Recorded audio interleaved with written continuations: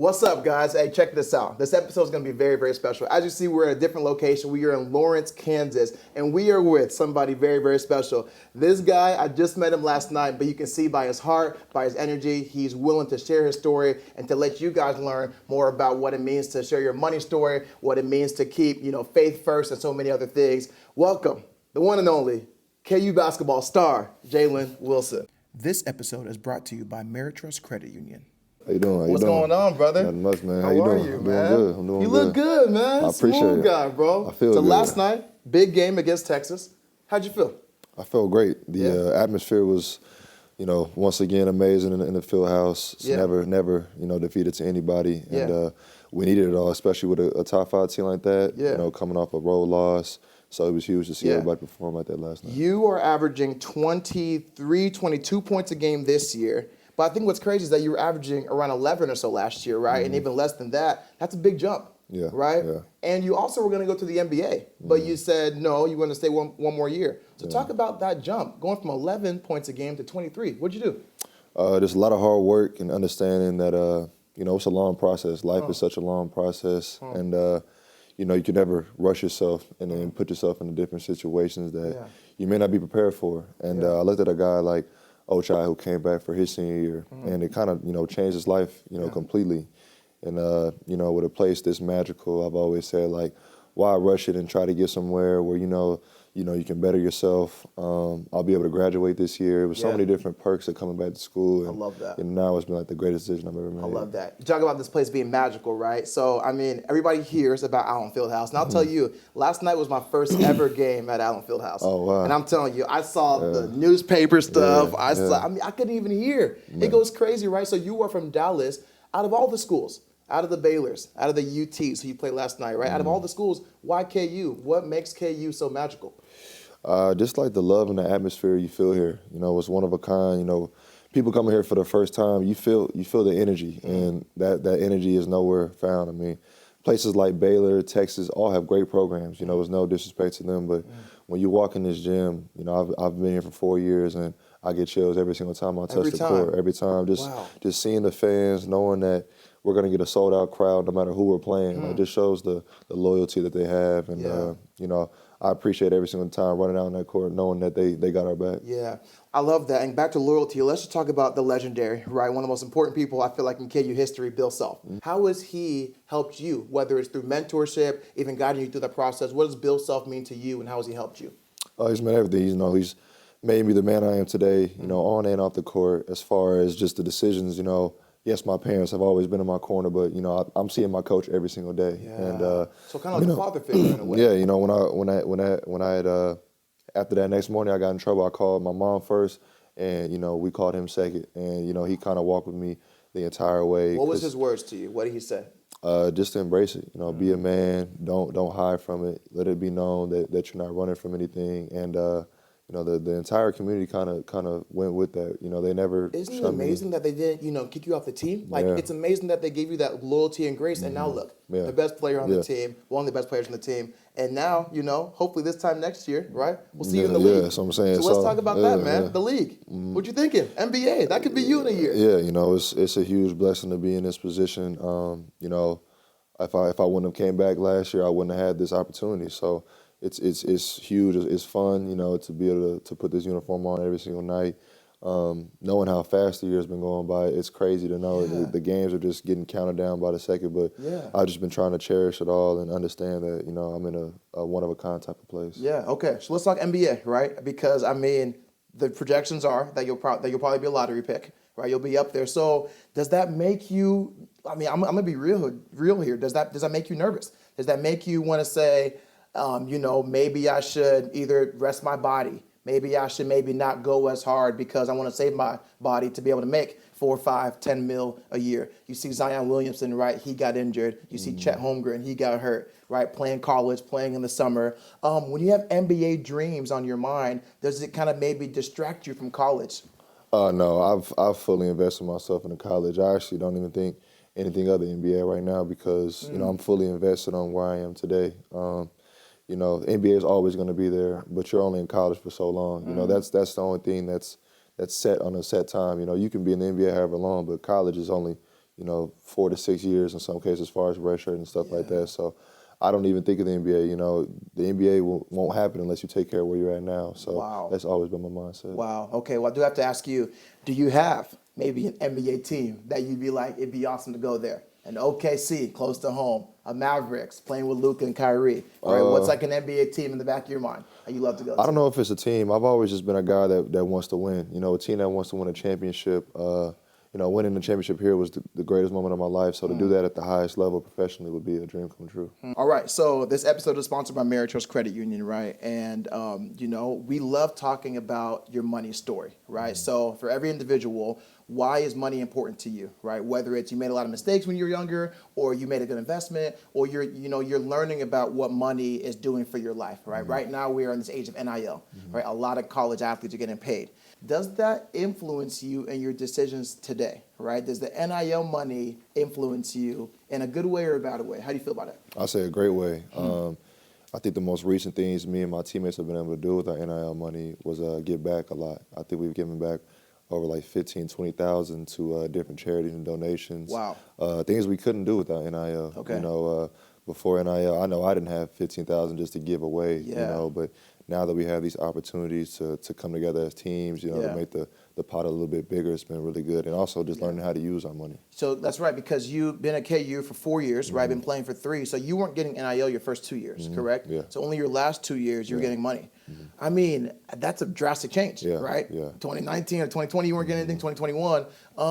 Can you talk more about that change? Like, what was your first deal that you got through NIL?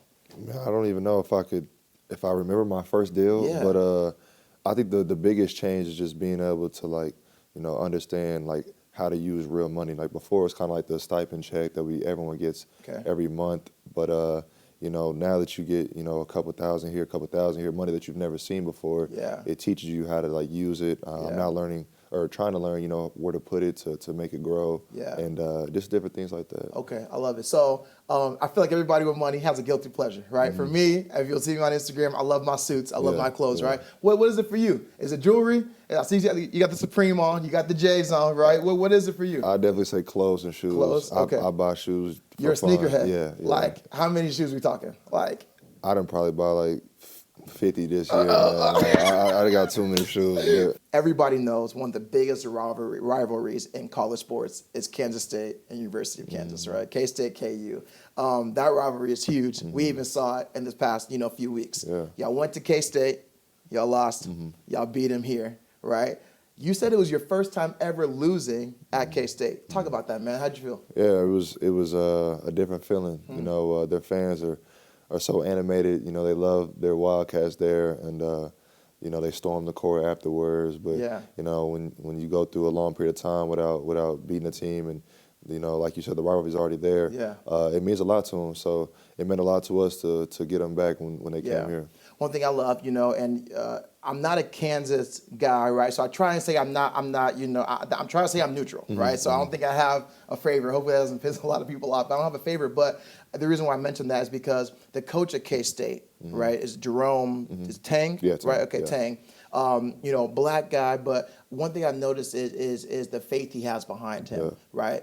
And we talked about faith earlier on the episode, and I love how, again, I don't know much of the K-State rivalry where it comes from, but there's that popular chant, right? FKU, FKU, Heroes of Zion. I know, right? FK. So, but I love how Jerome is saying KSU, KSU. He's trying to switch up the program, right? So a couple things. Number one, what do you think about that, just from an outsider standpoint? And number two, when you hear the FKU chant, right, what do you think about that? To address, Tang, I have a lot of respect for Tang. Even at Baylor when I was in high school, he recruited me. He recruited you? Yeah, always was a great guy. A God-fearing man. And to see now another African-American coach in the Big 12 is always great. Changing the program is huge. And, I think his morals are right, what he wants to do as a winning culture that he's building. Okay. as far as the chants, the chants I'm old. It's tired of them now. We hear them everywhere we go. Everywhere you go. Yeah, it doesn't even matter if it's K-State. Pretty much every school. Every school's doing the chant. Yeah. So it's like it's numb to you. You don't even hear it. We just heard it at Iowa State. So really? Yeah, Okay. It's everywhere. Has there been a moment where somebody, a heckler, in the crowd or even on social media, has gotten to the point where it's like, hey, I'm gonna address that. Like that's too far. Like how do you deal with the hecklers? I don't even address them. You don't hear them? I never can let somebody who doesn't know me or I know them like make me feel some type of way. Like if you don't know who I am, like how would your words affect me? And that's kind of like how I just thought about it. Okay, so let's dive deeper into that. Right, we're in an age where criticism is crazy, especially social media. Right, you can be online just talking mess on somebody. I get it. Right, but I'm kind of on the local celebrity side. Right, you have the national presence to you.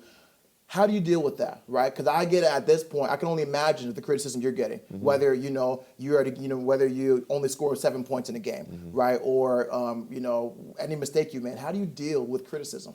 I kind of just understand that everyone's entitled to their own opinion, so anyone can pick up the phone and tweet or say whatever they want to say, and you don't respond back to it. No, they have the right to say that. That's how they feel. But like I said, as far as how that makes me feel, it's not going to really change my work ethic. Somebody being mad at me that lives miles and miles away isn't going to change anything about my life or theirs. So, I kind of just don't even think about it. I love that. Yeah. So we are in middle of February right now, right?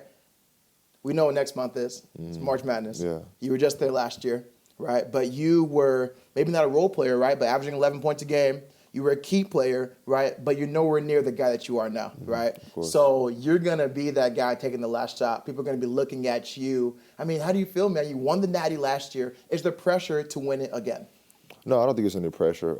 If anything, I'm just really excited to get to that point again, especially being able to help new guys who are just new to college as far as freshmen or transfers who maybe haven't had the opportunity to feel, the Final Four, the championship. And, for me to have the experience to teach them and show them, hey, if we do this, and that, we can have that potential to get there. That's why, I came back is to lead and to get back to that moment. Yeah. Do you think it will be a failure or letdown if you guys don't win this year? No, it's so good as far as competition-wise, even in our conference. I mean, we're trying to win a conference championship Heck of a conference first. this year. We're trying to win a conference championship before we even think about a national championship. But, it's basketball. You can play the right way and give yourself the best opportunity and still lose. That's the beauty of basketball. I love that. Cool. So let's finish this off with your teammates, right? Teammates. So I know we all know there's Grady Dick, right? And there's also other players that you guys have as well. Who is the most likely to be late to practice? Late to practice? Yeah.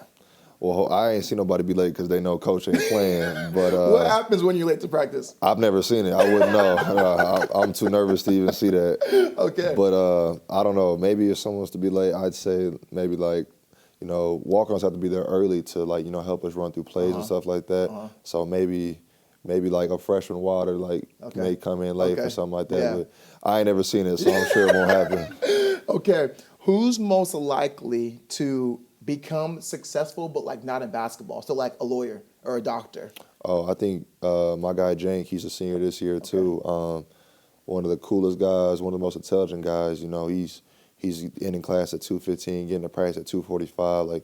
His day doesn't ever stop, but he's been driven ever since we got here. We all lean to him for leadership and stuff like that. Out of all the fellas, who's most likely to get married first? You ladies, man? You got a girl? Nah, not. You're single? It ain't nothing like that. But as far as married, I don't even know who has a girlfriend on the team. I'm trying to think of all the ladies, man, on the team. Yeah. Probably, I'll say Joe. Joe? We ain't gonna like that one, but Joe. Okay. Hey, man, this has been a pretty good episode. How you feeling? I'm feeling great. Like I said, man, last night we met. We texted this morning. We made it happen. So I want to say thank you. On behalf of, my team, Merit Trust, we want to thank you. Thanks for sharing your money story. Thanks for just being an awesome class act, right? Through trials, tribulation, keeping God first. Blessings to you, your family, your career, and hopefully we'll see you in the league next year. Thank you. Appreciate it. Everybody, this is Face to Face. Stay tuned, and we'll see you on the next episode. Let's go.